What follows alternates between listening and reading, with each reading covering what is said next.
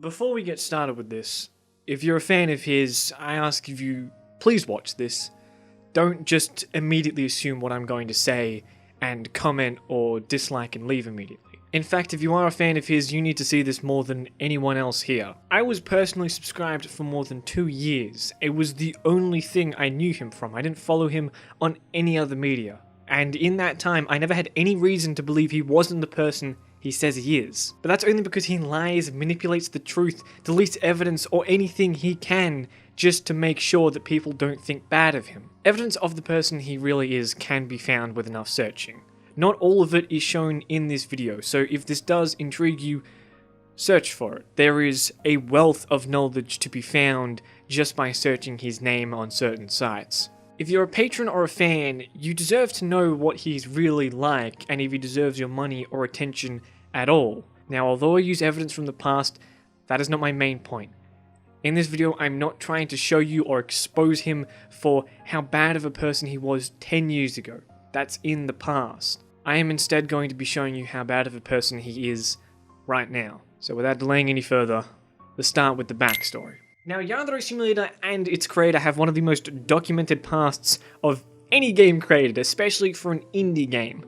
Its creator being Alex Mayen. If you don't know that name, you might recognize him more from a previous pseudonym, Evazefin, or more commonly known now as Yandere Dev. The game focuses on a character the players commonly know as Yandere-chan, clearly derived from the word Yandere, who is someone who has such an infatuation or strong obsession with another individual that their actions manifests as brutal towards anyone considered a romantic rival. Now, although the game portrays Yandere-chan as a completely hollow husk of a person, which, as pointed out by many, is not actually a Yandere, the game does focus on removing romantic rivals possible through brutal means. In order for Yandere-chan to earn the love of a specific student, she must eliminate 10 rivals across a select period of time in a school sandbox environment. However, in its current state, none of the planned rivals have been implemented as rivals. Some of them do have models and in fact exist in the game, like the 4th rival.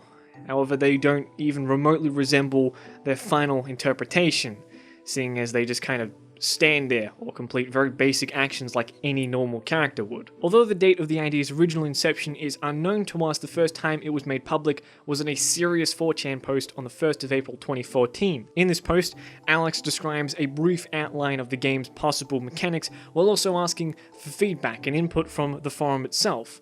The reception was actually quite positive, with the occasional 4chan comments mixed in. Now, Alex's main motivation for wanting to create a game independently in the first place came from a man called Daniel Rima, who in 2008 made a game called Iggy.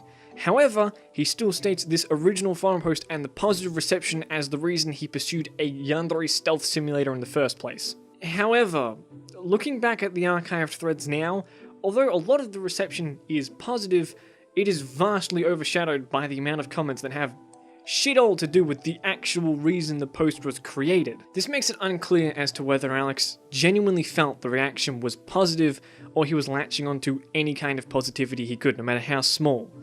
Possibly due to his various previous ventures, which, as described by him, the reception was cold. No enthusiasm, no excitement. This negative attitude was felt in the reception of another one of his projects, simply titled by him as True Love, which instead of just getting the cold shoulder, received active mockery and ridicule. Unfortunately, unlike Yandere Simulator, the idea was not pitched on a public forum. As far as I can tell, there is no mention of it in the 4chan threads regarding the infamous Yandere dev. We have to go off his word alone. No matter the context the positive feedback was received in, it seems that development started almost immediately. Only 3 days after the original post was made on the 4th of April 2014, the Yandere Simulator website and the Yandere Dev YouTube channel were both created. Not only that, but both received immediate attention, with the channel hosting a video showing off the basic prototype design of the game, whereas the website received 3 on the 4th, 2 on the 5th, more throughout April, followed by at least 2 a month. Despite this, the posts contained actual substance relating to the game's content, not just vague hints at things to come, something terrible Kickstarters were synonymous with. And they fucking took people's money! So seeing a game that was receiving constant updates from the developer, all while receiving no money, was something to keep your eye on. Unbeknownst to Alex, as he garnered more of a following and more support, The previously silent criticisms against him and the game's flaws became more and more vocal. Which brings us to right now. Yandere Dev has over 2 million subscribers on YouTube, all the while earning more than $4,000 on Patreon a month, and the game has received around 5 million downloads as of 2015. Everything seems well for him, but digging just a bit below the surface brings to light a community that is growing so large it seems inevitable that Yandere Dev's ungraceful descent is soon to come. This community's distaste for the man is fueled by 2 main points. The first being, Yandere Dev is kind of a massive prick. Yandere Dev's existence by itself causes quite a few developments, which can be seen throughout his time using the EvaZephyr username, including this post from 2008, which can be aptly described with the word incel, describing his inability to socialize because of his looks and how admittedly self-conscious he is. However, if you want to know more about his time using the EvaZephyr username, go watch another video. I am not really going to mention it in this one.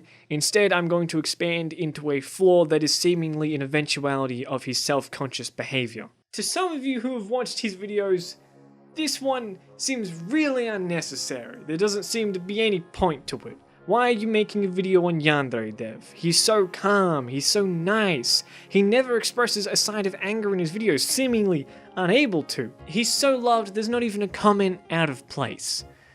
Yeah, well, that's an issue in of itself, isn't it? Even the most loved idols of old time had people contrarian to them. But not Yandere Dev. No. On anything he has power over, negative criticism simply doesn't exist. The level of censorship he maintains on the mediums he controls and demands on the ones he doesn't borderlines on dictatorship. Trust me when I say, if he just took all the time he spends deleting comments criticizing him of not working on the game and just put them towards working on the game, it would have progressed a lot further than it has right now. This is one of the most criticized traits of Yandere Dev because of how often and without fair trial he will block someone or delete their comment, even if it's over something as heinous like a fucking meme. We must ban the memes. He presents himself as easygoing and nice, but that's because with enough planning you can apply any characteristic to yourself, especially through editing. No, the reality is, Yandere Dev is not remotely like that. In his videos, he presents counterpoints and counter-arguments to deal with them swiftly, calmly, and with reason. But in real life, he flies off the handle like it's made of fucking butter. There are countless stories from previous or current fans detailing experiences they have had with him where they asked a simple question about development or gave development tips themselves only to receive anything from a rude condescending message to a storm of aggressive responses and then getting banned if he fucking feels like it. For instance, he made his very own official Yandere Simulator subreddit, which is something I will get into later. However, on this subreddit that he has ultimate power over, you can't downvote anything. He physically removed the button to downvote things. That is just fucking censorship, you ignorant child. You have to go into your fucking preferences just to disable the page's ability to show you flares so that you can have freedom of speech. Holy shit, that is amazing. You can imagine how well this went over with the people on the original Yandere Simulator subreddit? I think it's fair to say that popular opinion of Yandere Dev is not looking too hot over there. Even when receiving genuine criticism, no matter the context it is presented in, Yandere Dev takes an aggressive stance almost immediately, as shown by this video by Stickman, which talks about mod implementation in the game. Stickman runs through a scenario he had previously while playing the game. He was using a mod that allows Yandere-chan to increase or decrease in size, and when he accidentally used it, it increased the size for a split second and then this screen showed up, stating that because people report bugs that only occur due to the implementation of mods, his hand was forced, and now whenever this mod is used, he must strike down the player's game session without their consent. Stickman takes a concerned approach to this, to say the least, comparing his choice to shut down the game because of a mod to other companies that have lost touch with their fanbase, like Nintendo, who refuses to let you monetize anything you create if it just remotely has their work in it. If you're unfamiliar, last year Nintendo decided to flag a bunch of videos on YouTube for copyright infringement. They decided that they would take all of the income that was generated by these videos because they felt that they deserved it. This was met with such a public outcry, however, from YouTube creators, YouTube viewers, YouTubers in general, and the gaming industry as a whole, that they decided to repeal this almost immediately. Furthermore, he states these actions are similar to companies that restrict or completely ban mods in their games, which causes quite a bit of backlash, obviously, especially if the game supported mods in its past. Although he doesn't give examples, a good one is Grand Theft Auto 5, which had an independent modding community running alongside the regular player base, with the game receiving overwhelmingly positive reviews. However, when Rockstar restricted the use of mods, it caused completely legitimate players who only use mods in single player or just not at all to be completely banned. This was because around that time, they added an update to their anti-cheat software to start catching modders. Unfortunately, the implementation of this caused a fucking terrible backfire. It's pretty common for games to validate files to see if they've been changed or modified to detect modders or cheaters. However, there is a lot of reasons that a game file can change. It seems none of these reasons caused exclusions, and anyone who had an unoriginal game file was just completely banned. That's actually what validating your games on Steam does. It checks the original file to the file you have on your computer, hopefully repairing the file and therefore fixing the game. It's invaluable for repairing files, but extremely fucking inaccurate, especially when used this poorly as an anti-cheat solution. Another common way to ban cheaters or modders is to detect third-party applications that are interacting with the game and ban them off that. According to a Discord user, FunnyPig, Rockstar was detecting people using MSI Afterburner and RiverTuner as modders and banning them. RiverTuner and Afterburner do not interact with the game at all. They're used to overclock computer hardware. So the reason these people were banned, people that had spent money on the game, was because of a terrible implementation of Rockstar's agenda. While the people who used RiverTuner and Afterburner were later unbanned, the damage was done. The player base was scarred. Even Total Biscuit disowned the game for its terrible implementation of its own agenda. This is why in a single month the game went from mostly positive to mixed, where it still remains to this day. Rockstar's and Yandere Dev's situations were quite similar, I feel. Both had games with independent modding communities. Both took the ability to mod the game away. In Yandere Dev's case, it was a single mod. The way they did this was quite poor. It was received very poorly by the community, and in turn, they received backlash. Therefore, I feel Stickman comparing Yandere Dev to companies that have done similar actions is quite justified, especially when it's coming from a place of respect. Not even halfway through the video, he commends Yandere Dev for being active in the community and letting people use his game in videos, being active with content updates. With all that in mind, genuine criticism and an accurate example of a similar situation, all while coming from a fan. This was Yandere Dev's response. This is aggressive, hateful, childish, and just flat out fucking pathetic. He actually responded to people calling him out when this originally happened, where his main point is basically just, I'm gonna use my naughty swear words as someone is, quote, an asshat. Yeah, but he's not, is he?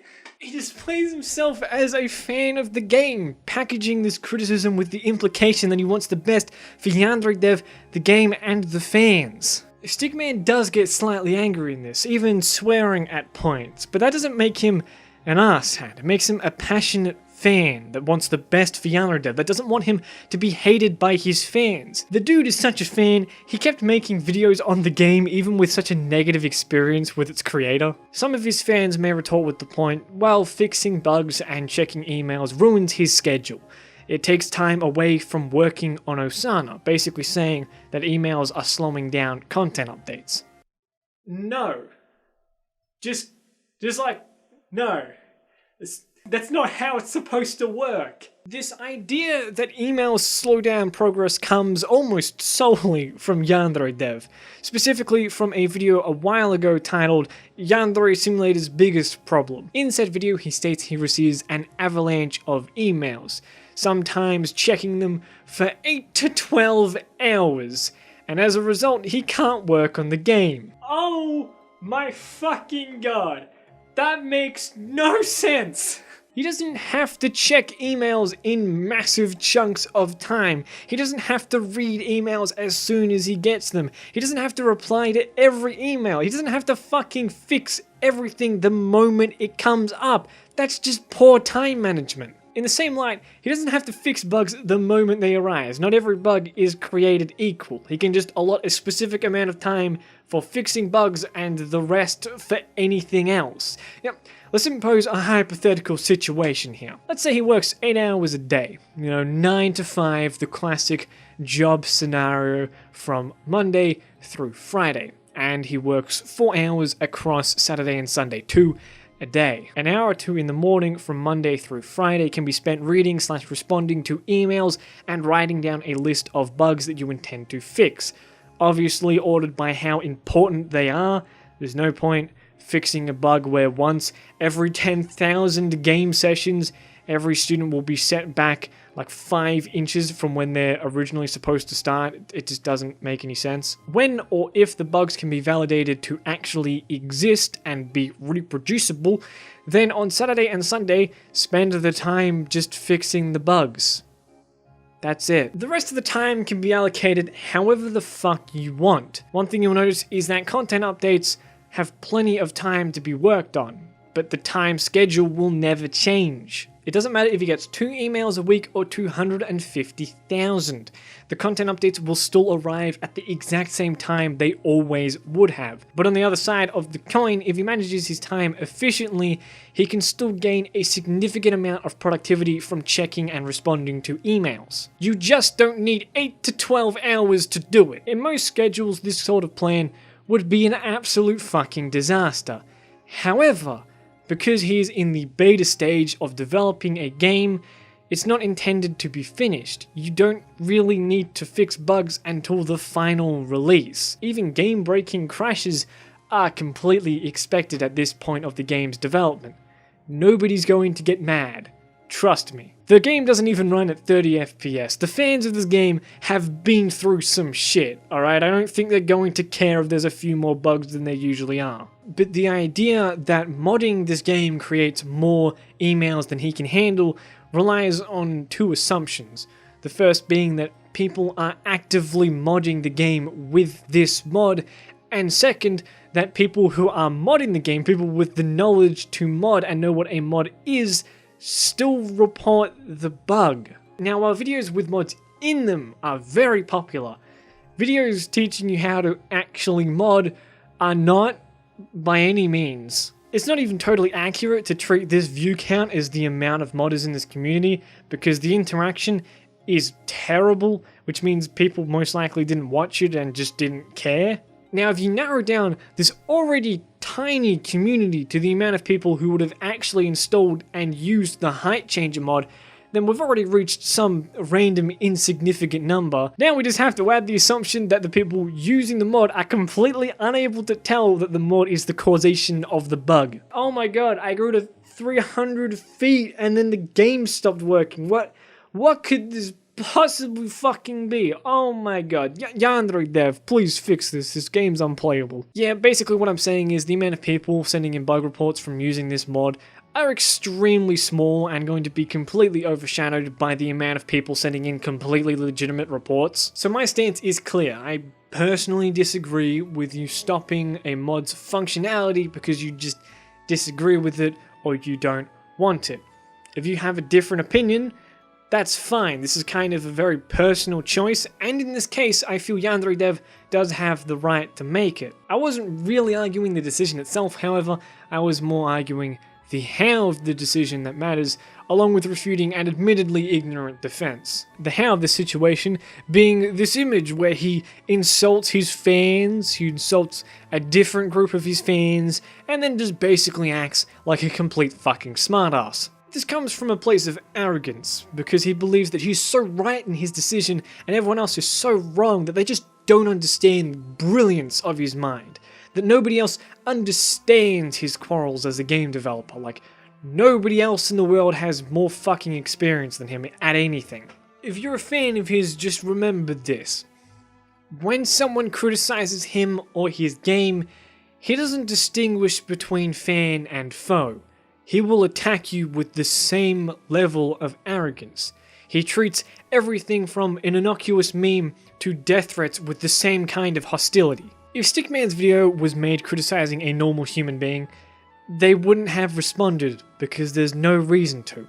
If the criticism isn't valid, there is no reason to respond. And if you are going to respond, do it politely, be concise. Don't be a fucking dickhead. Wow, I'm still fucking blown away by how stupid that response is. This arrogance is shown in all its glory whenever he tries to control something he in fact doesn't actually own. The two most notable websites related to the game that Yandere Dev doesn't control is the Yandere Simulator wiki page and the Yandere Simulator subreddit. The first one, not the new one. Despite their sole existence technically being because of Yandere Dev, neither of them have handed over ultimate power to him. Despite his avid requests, Yandere Dev has, without consulting any admin or higher up, just removed comments from the wiki page that he deemed to be harassment, which by his standard might have just meant a light sneeze in his fucking direction. His response to the admins telling him not to do that is pretty amazing in itself, because of course the blame can't fall on him. Of course it has to be someone else's fault, like, oh, why am I able to delete comments if I'm not allowed to? Wow, nothing's my fault. The Reddit has also received quite a bit of negative attention from him, because very recently in a blog post, he actually disowned the subreddit as unofficial, despite his continued use and endorsement of the page up until a week before the blog post was made. The comments on this Reddit post were not kind to him at all.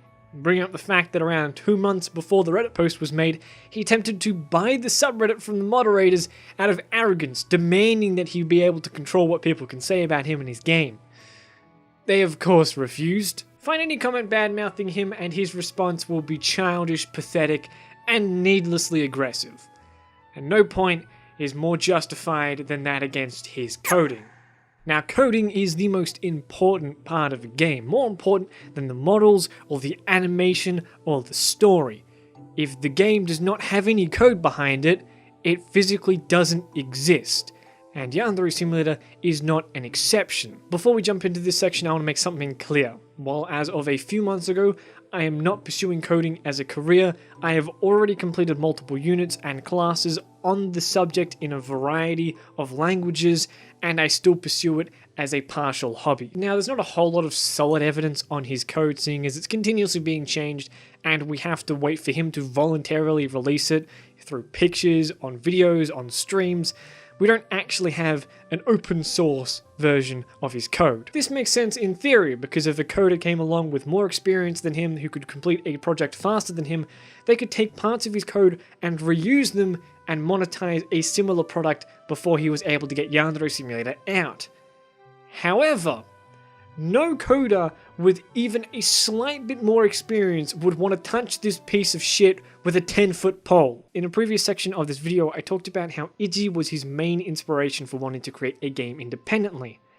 What I left out was it was also his main inspiration for wanting to learn how to code. Self-teaching himself to code, specifically. As far as we can tell, he does not have any formal education in coding.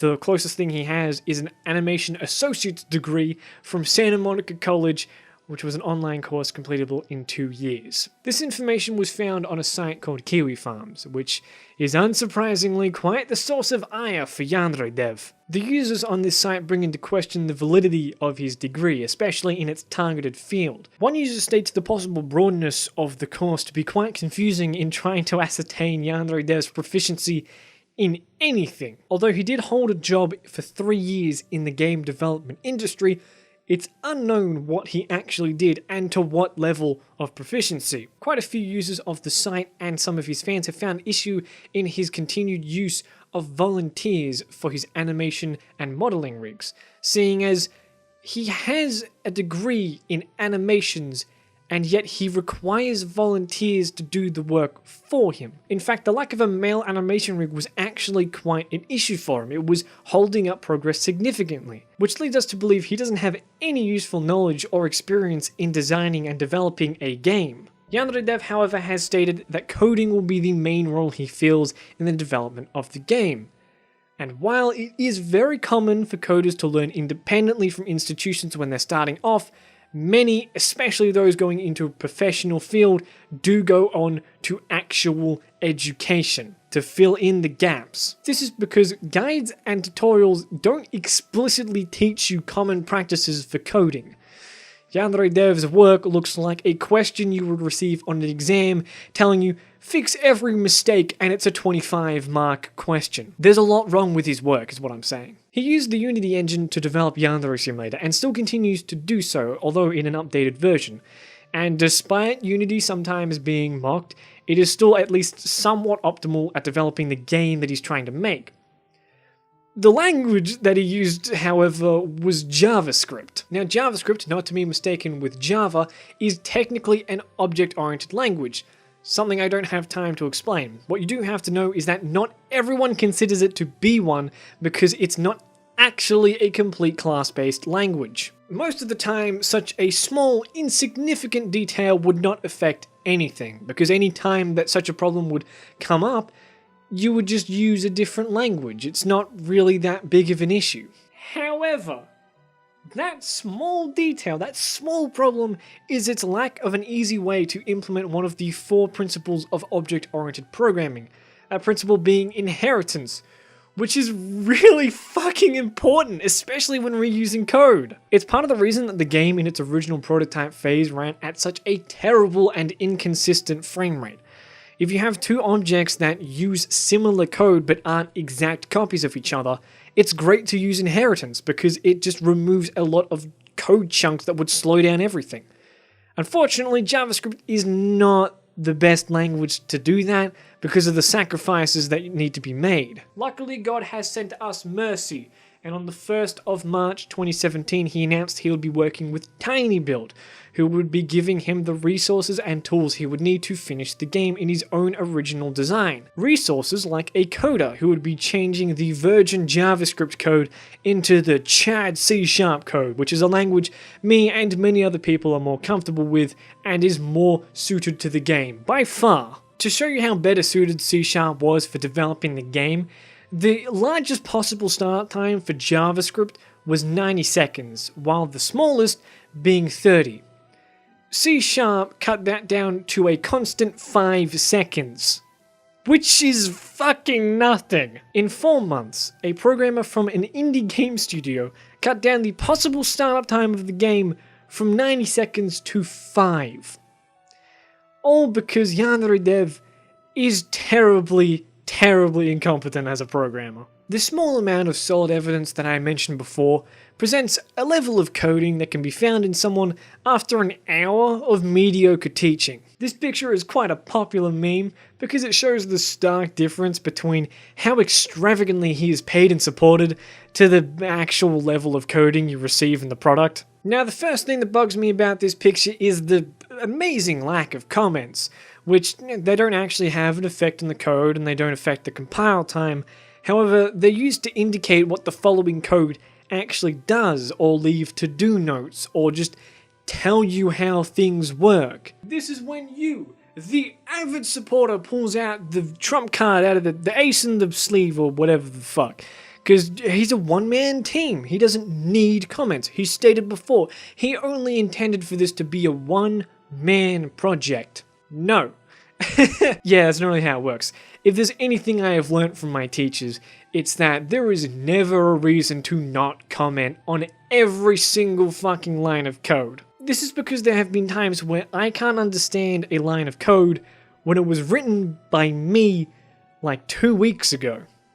People forget what their code does. In fact, it's even easier to be confused or forget what your code does when, there's a few thousand lines of it. The second flaw I can point out is this if-else statement, which, as my good friend who has been in the field for multiple years puts it... What? I personally, along with a few other million people, would use a switch statement because it is vastly more efficient in this situation. Someone on the Program Humor subreddit suggested a dictionary. Now, I don't understand dictionaries because as soon as I fucking learnt them, I just hated them, so I just forgot. I would still agree with this statement because anything is better than the if else. Genuinely anything. There is this amazing clip, however, of him defending his use of the if-else statement. Give it a little watch. Tell me what you think. If you survive, you might not. Just fair warning. I bet someone's going to give me a hard time for this. This is what I'm worried about. I'm worried that someone's going to give me a hard time because they see the way that I do this. 2, 3, 4, 5. It's teacher 2. It's teacher 3. It's teacher 4. It's teacher 5. Teacher hair 5, teacher hair 4, teacher hair 3, teacher hair 2. Now, I'm sure that if a real programmer saw this, they'd say, dude, what the fuck are you doing? First of all, why are you using else ifs instead of using switch cases? Also, why don't you just parse the last character of the string and then parse that into an int and put that in the array? What are you doing, dude? Where did you learn how to code? To which I would say, I never had a formal education in learning how to code properly. I just do what works. Sure, it's like 20 lines instead of 1 line, but it functionally does the same thing, and it doesn't... The user's never going to see this. The user will never encounter this. It doesn't matter to the user. If this was an operation that was run on every frame of the game, I would make it airtight. I would make it as efficient and optimized as could possibly be. But instead, this is just like for generating the portraits. No! He is correct in saying that, well, it's code that only I will ever use. It's not running on every frame of the game. It's just for the portraits. It doesn't matter. That's correct. However, you can't really imply that you only use inefficient if-else statements with code that only you will use. Because you use inefficient if-else statements in every single fucking line of code. A case statement would change the code so that if a teacher witnessed your insanity, it wouldn't have to scrub through every other possible option before it reached the correct one. It would just immediately know which one it was and save quite a bit of time. Contextually, of course, it's only a few milliseconds. You may be thinking, well, it's nothing. A few milliseconds here and there. That's not going to make the code so much more inefficient. You're just nitpicking. You're just being a pretentious, snobby prick. In reality, a single if-else statement that should be a switch statement is not going to cause that much of an inefficiency. However, when you just have massive fucking clogs of code just sitting there, where they should be switch statements or anything else, then it starts to change from a few milliseconds into a few seconds, which kind of causes a massive problem. It's kind of like hopscotch. If you kind of mess up one of the steps, it's not that big of an issue. You're still getting to the end. However, when you fuck up every single step and roll your ankle on every single one, it's kind of like, why the fuck did you even bother trying to get to the end? You should probably just be dead. Now, I was thinking about it and I thought, wouldn't this case statement be easier writing it with enumerations? In fact, it would be so much easier. I had to double check just to make sure enumerations still existed, because that just felt like something I was coming up with in my head. I was wrong. Enumerations do in fact exist, obviously. In fact, I was double wrong, because enumerations exist in JavaScript as well, as do switch statements. So there's no reason to not use them in JavaScript. In fact, there's no reason to not use them now. In his February update video of 2016, he displays parts of his code as it scrolls up on the screen. And every single criticism I have made of his code carries through. He's too reliant on if-else statements, like to the point where I'm genuinely considering that the reason the game runs so shit all the time is not because of some random problem he's yet to fix, it's because of his own inefficiencies in the code. Well, in the worst case scenario, we have the lovely programmer that changed it to C# to help fix all these inefficiencies to make sure that it's not a complete mess when it finally gets released. This is where his arrogance comes back into play, because as of June 10th, 2018, he is no longer working with TinyBuild. In a blog post, he talks about the fact that they couldn't work on big things at the same time, which means that the program was relegated to minor code changes, despite the fact it should be the opposite way around. He didn't want to revamp all of the code because apparently it would slow down content updates and kill the hype for the game. Let me just say, the people that are invested enough to be angry at slow content updates are also the people that have been waiting for 4 years. I'm pretty sure they won't give a shit if they just wait a few more months.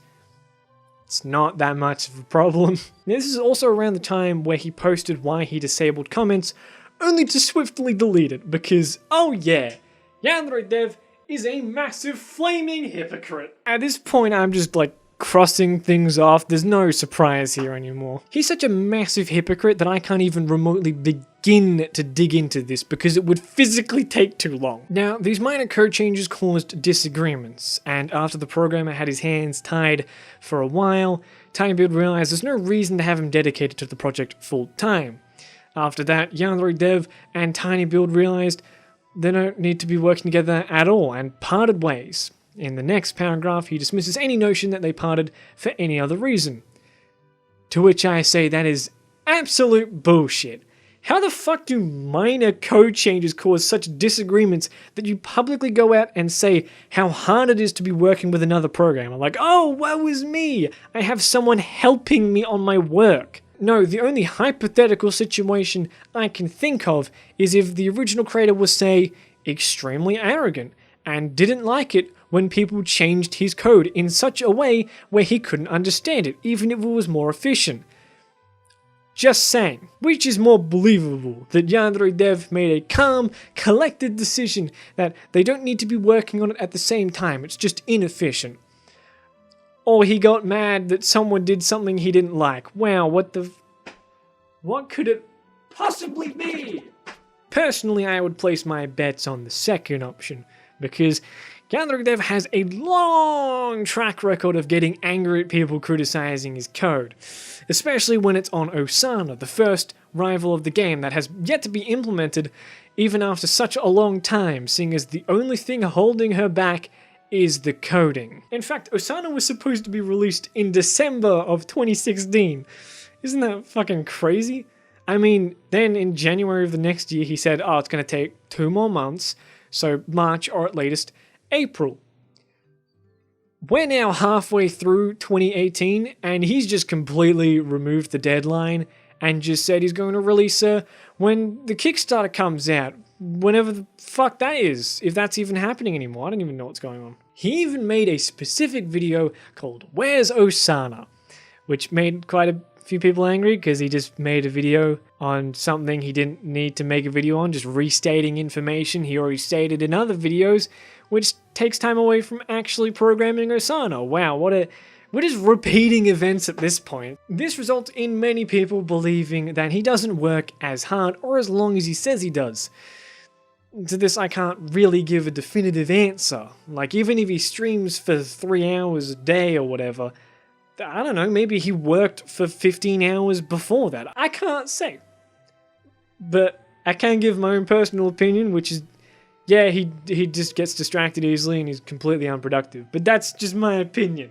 However, to all the fans that say he needs to eat, sleep, and just live a normal life, this game is taking him over. He works so hard for us. I feel so bad for him.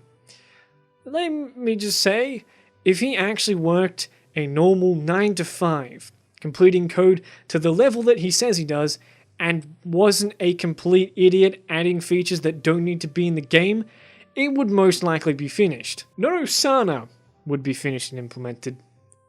The game would be finished. I still see many comments saying the haters are just impatient. We'll support you to the end of time. It has been in development for 4 fucking years now, and the main focus of the game, the main objective, the rivals, have not been implemented in any fucking way. He's not even remotely close to the actual completion of the game. What I'm saying is, the game's current state is not the product of a talented or hardworking man working for a decent amount of time. It's just not. Something in there has to be false. In a recent and fairly contested video, he addresses how long it takes to make a game. The reason it was contested was mainly because of this line. Yandere Simulator is almost as complex as a Hitman game combined with a Persona game. Before that, he lists a variety of games, concluding that the more complex a game, the longer it takes to develop, using a list of examples of other indie games and how long they took to make. He also talks about how games are usually announced a few years into development, using these two games as examples. God of War was in development since 2013, but it wasn't announced until 2016, and we didn't get to play it until 2018. Kingdom Hearts 3 was first announced back in 2013, and we're not going to get it until later this year, in 2018. Yes! But Yandere Simulator is none of those games. He sells Yandere Simulator up to be this hyper-complex game, a mix between Persona and Hitman, something it's just not. It's no glorified tic-tac-toe, mind you. There is some complexity to the game and its elements, but it is nowhere near Hitman or even remotely close to Persona, let alone a combination of the two, you conceited prick. This whole video is disgustingly manipulative.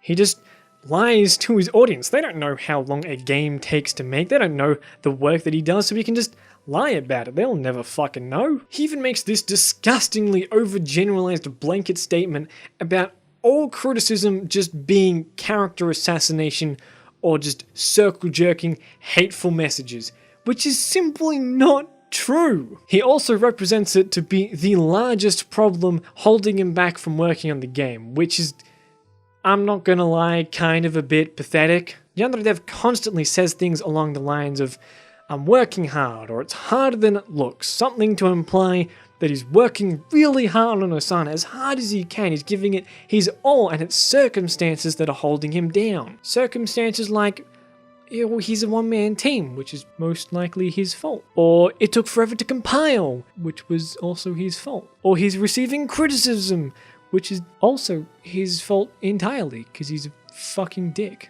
Despite the evidence being clear towards his overinflated ego not even remotely justifying his pretentious and hypocritical actions, he only says these things to appeal to his very young 13-year-old edgy fanbase, and he knows it. Every time the man attempts to sway or appeal to people that don't like him, he just makes a massive fool of himself. So now, all he can do is play on the people that support him already, which brings forth the conclusion.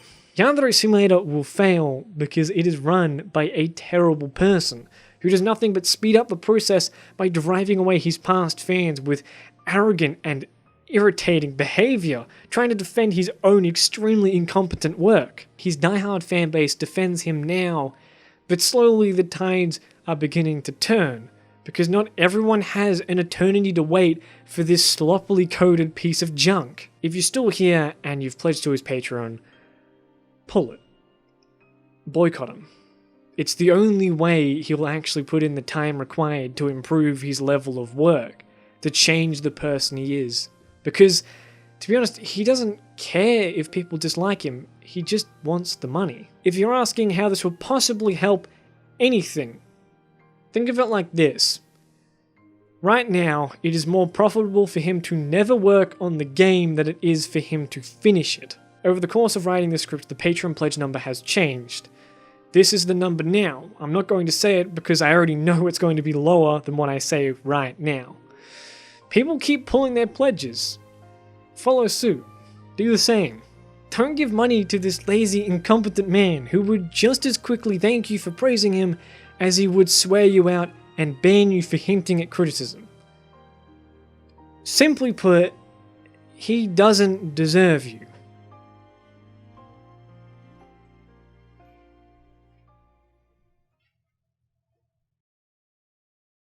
Hey, if you're still watching this part applies to you. Thanks for supporting me, getting me to 50,000 subscribers. A whole half a month before I thought I might get it. So that's really lovely of you guys. Thank you for that. So I just kind of decided to make this the 50K special. It's Yeah, who gives a shit anymore? Now I did leave out quite a few things about his admittedly creepy past, being like, I want to kill my parents, and just him being kind of pedophilic in a way. I just left that stuff out, so if you want to go check other videos, I'm sure they would cover it more in detail. I just didn't think it really fit in the video I was trying to make. I also omitted anything to do with the game's design and the problems with it. I didn't fit with the video. I forgot to mention this in the outro, but there's other videos on that. There's quite a few of them. They're all pretty interesting. I suggest you watch them. Either way, I enjoyed making this very much. It was quite a joy. There were ups and downs, but overall, I would classify it as good, I think. I don't know. I haven't decided yet. And if this is the first you've seen of me, sorry, this isn't my usual content. But I wouldn't be adverse to doing it again if you wanted me to do it. So if you do want me to make this kind of stuff again, just comment, like, or just subscribe. I don't really know. Just tell me in the comments that you want to see this again, because I know how I should do it now, and I'm not going to take so long to do the next one, I promise. Also, the jumper that I was wearing is squizzy, the fan fiber stuff. It's nice and comfy. I like it. Came in the mail recently. God bless. Show my support for a fellow Australian. God bless. With all that being said, thank you, and I will see you next time.